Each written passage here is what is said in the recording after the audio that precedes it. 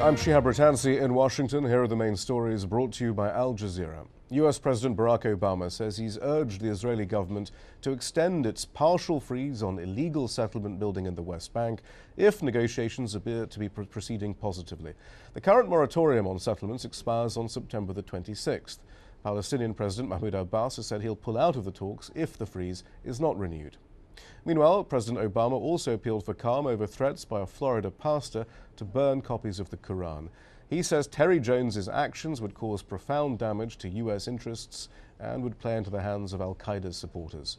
The pastor says he has suspended his plans for the time being. Al Jazeera's Nick Spicer has more.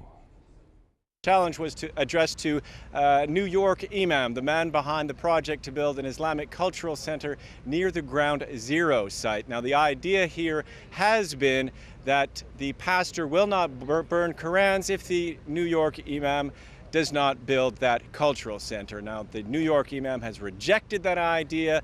However, people here behind me in the church seem to be insisting on some kind of equivalency between the two. Now, this is all the more strange because it's happening in Gainesville, where there is no backing, really no backing at all for this pastor. We've explored the city, we've talked to its students, its inhabitants, and its mayor, and the overall feeling has been one of surprise and disappointment that this is happening.